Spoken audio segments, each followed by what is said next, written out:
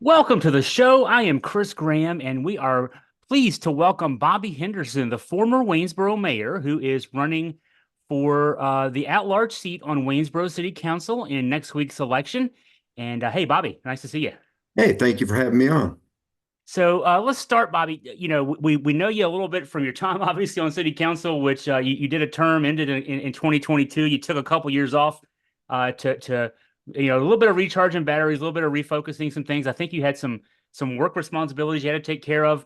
What's got you back in the ring here, wanting to be back in Waynesboro politics?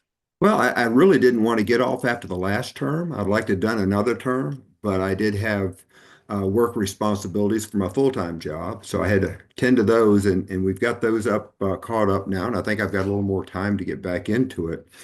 But, one of the big things is I think as citizens, we've lost our voice with council, with the current council that we have. They make decisions. Secure their 3-2 vote and move on and don't give us a chance to voice our opinion. And that's probably my primary reason to get back in. And you're running it as an independent, and I know there's a slate of independents and a slate of Republicans. And I mean, I guess if the election goes one way, it may even be worse from what you're talking about. The 3-2 council could be a 4-1 council with very little discussion. And I mean, you've served on city council. I've covered city politics for a number of years. It seems like things work better when the city leaders and the interested city folks are sort of talking with each other, and the city leaders can learn from what the citizens want. Well, exactly. And that our system of government in Waynesboro is set up that way. You have a city manager that's whole focus is running the city, and he should be able to bring a budget to the city council and say, this is what it takes to run the city. I would like to present it to the citizens and get their thoughts. And then we have a citizen discussion on it.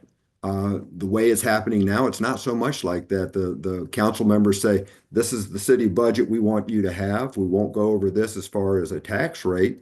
And the citizens don't get a say. This is what you want, we want you to work in. And we know the it's bad. Cost of living's gone up for all of us.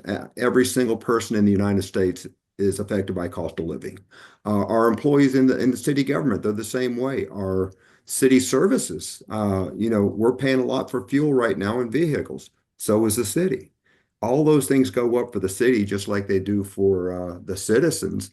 And we've got to be able to keep up. And if you're not funding your city, we're not planning ahead for the new school. We're not planning ahead for big projects. Everything is done for today and nothing for tomorrow.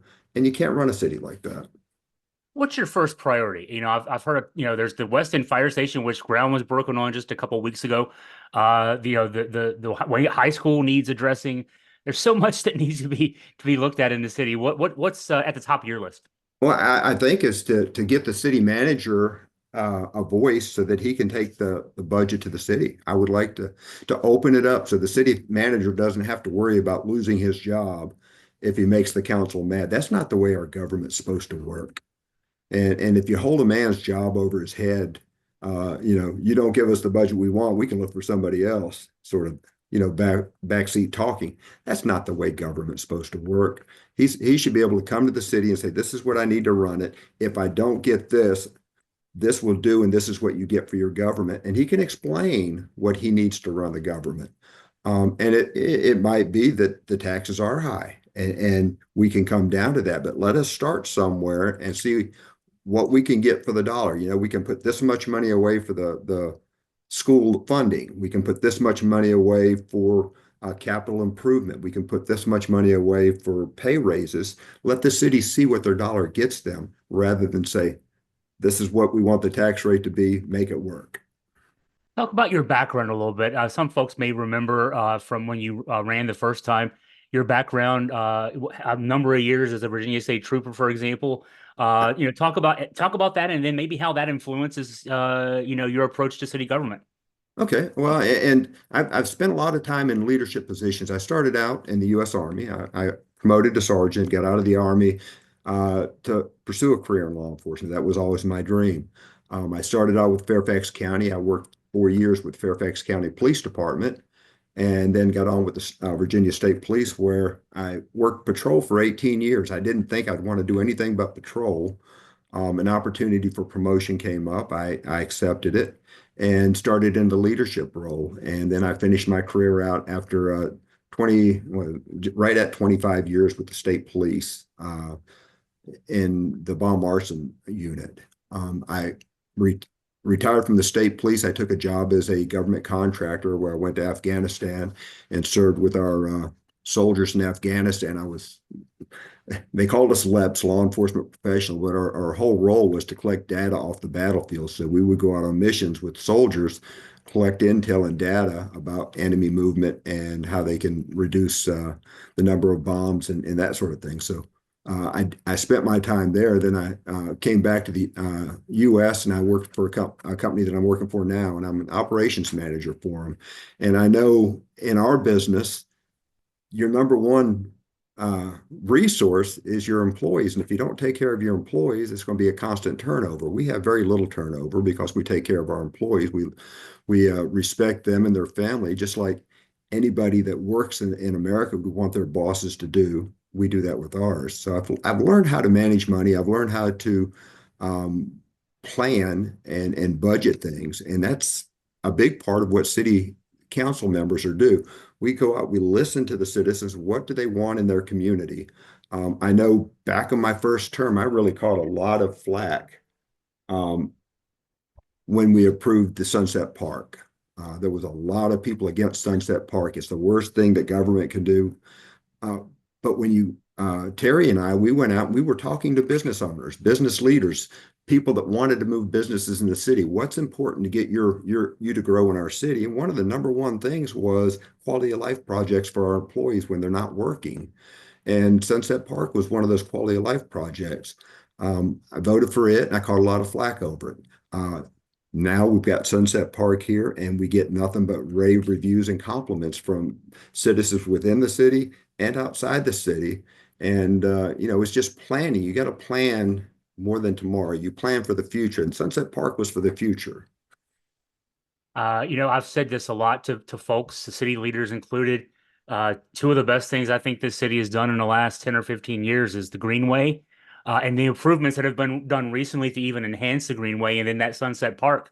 I have run into people in the Greenway from all over Virginia that that I know in my work as a journalist. My work, grows outside the region, and I ran into Senator Tim Kaine one day walking the Greenway. He was out there with his wife, and I'm like, "What are you doing here?" And that kind of thing. And then Sunset Park is interesting. Every time I go, I see out of state license plates up there, and then I see maybe they're former city residents who want to see it and be a part of it. I see also longtime city residents up there, kind of pointing around and trying to figure out where things are. It's that's something that will outlast us all, hopefully, because of what you guys did. I agree. And you bring up a good point. People up there pointing out where different things are. I had a citizen tell me the other day when I get back on council, they would like to know if the city can put up a plaque up there to point out the different spots for people to focus on. I'm like, that's a great idea. I'm sure Parks and Recs has thought of it and they're trying to figure out how to budget it, but I will bring that up. Yeah, a plaque, and then maybe some sort of like appropriate, like I don't know, like a t telescope or something that you can just look around and And some see, viewfinder or something that can help you up there. yep, But it's an amazing thing to be up there, and that was something that I've lived in Waynesboro all my life. I worked at the News Virginian when the newspaper was still headquartered on the top of the hill on Main Street. And the view from our newsroom was of that garbage dump up there that city leaders generations ago decided was the perfect place to put a garbage dump. Everybody in Waynesboro could see it. We have turned something that was a longtime eyesore into a value for the city. It is. And my wife owns a boutique in Waynesboro, and we have guests that come in that they come from all over the state, all over the US, and to Waynesboro. We don't realize it, but they come in, they visit our store, and they talk about what a great asset Sunset Park, the Greenway, and our downtown Waynesboro is. And our downtown Waynesboro is still uh, a work of art being done, but it will come around. I used to live, I used to live in the house on the other side of the top of the hill on Main Street. I lived there. I rented that house from 2007 to 2011. And I was saying to someone recently that when we first moved in there. In fact, when we moved out, the downtown closed on Friday at 5 o'clock and opened back up on Monday at 8 o'clock when City Hall opened back up. And now it's got a life. The Wayne Theater's doing great. It's attracting people in. You got all those restaurants and eateries and wine shops and then your wife's shop. It's a different world than what it was 10 years ago. It is, and I think at a point in the next, I'm hoping in the next few years, if we can get the museum budgeted, which is something I want to push for if I get back on council, is getting that museum back on track. Um, Downtown will be a vibrant downtown with the addition of Wayne on one end and the museum on the other, and all the little shops in between. It'll be a wonderful place. Yeah, it's what we've been hoping for a number of years. So you're running for the at-large seat this time, and in a cycle where now, because when you ran in 2018, it was still all citywide elections, even though you ran for a ward seat. So not different for you in that respect that you're still having to run a citywide race, but in the only citywide race this time. So tell me about that dynamic. Has anything changed since 2018 for you in that It, respect? well, it has. It's changed a great deal. This election cycle is something like I've never experienced before. With the opening of early voting, you don't know what to do now. Before, you ran up until election day. But when you check with the registrar and all the people voting, I would say probably half the citizens, registered voters in Waynesboro voted already. So trying to strategize who you need to get out and meet, who you need to talk to is very difficult with early voting, and you don't know, much to do. People say, Bobby, why don't you have a lot more signs out? I'm like, I don't know the point of the signs. Most people have voted now, and the best thing I can do now is just knock on doors. If you haven't voted, tell you who I am and explain my positions. Otherwise, that's about all I can do as far as any more to run for this election. I hadn't really thought about that because you're also running in a presidential cycle. I wonder what do you feel for that? Because in 2018 you ran in a May cycle. So what are the differences in running in a November cycle, especially with a presidential race at the top? Well, as divided as our politics are right now, it's a big unknown because people are going in and they're lucky for me, I don't have a Democrat running against me. It's me and then the Republican candidate. If there was a Democrat candidate in there, people are going to vote straight party lines, and there's probably very little for an independent candidate to do. I'm hoping now that some of the citizens that normally vote Democrat will look my way and give me their vote. I know there's a number of Republicans that have pledged their votes to me and will be sending their votes my way. I get calls, "Hey, I voted today. You got another vote?" I'm like, "Well, I appreciate that." But that's the unknown. You really don't know. As polarized as we are as a society now, who are they voting for? Are they voting straight Republican, or are they looking at the candidate individually? And unfortunately, I think a lot of people are voting straight party lines. That's interesting. Just this is anecdotal, so it's my different perspective, maybe. I just did a run around my neighborhood. I live in the Chatham Road neighborhood, and I ran all around today. I did a 6 mile run, and I'm paying attention to the campaign signs out in yards. One, there's not as many Republican signs as I thought there'd be. I mean, I run 3 times a week, I was really paying attention, knowing I was going to be doing this interview with you. And I don't see a lot of top of the ticket Republican signs, and I don't see a lot of local. I know signs are just signs. I see a lot more signs for the independent candidates out there, and I wonder if it's because Waynesboro has traditionally voted now in recent cycles slightly Republican. I think Trump got 51% of the vote in 2020, so it's not as much as it was a generation ago, but the trends seem to be going more and more towards 50-50 and maybe even slightly left of center. I wonder at the city level too. It's unknown, but I wonder at the city level if maybe it's the things are leaning in your direction and maybe also in Terry Shorts and Lori Strother's direction because maybe folks are looking at that city council the way it's been divided and want to change. Well, and I'm hoping that too. When you look at the dynamics of the city back when I ran in 2018, we didn't have all the neighborhoods. We didn't have all the people. I mean, we've grown a lot since 2018. And we're getting a lot of folks coming from the UVA, Charlottesville area moving to our because of the cost of living. And I get that. So I think the dynamics has changed in Waynesboro. But I'm not going to be fooled by people that are not putting out the top of the ticket Republican signs because people are afraid that their property will be vandalized. I've talked to folks that I know are voting that way, and they say, "No, I'm not putting signs out for fear of vandalism." And I think that's another thing that we've never experienced before during an election site that people will be hateful. And I would hope that that's not so, but I can't blame people either. I've literally had a death threat from a neighbor 2 houses up who has lots of Trump signs in her yard. Had to Yeah. call the police about it. So, it's I think it's still braver in this day and age in this part of Virginia to put a Democrat sign in your yard.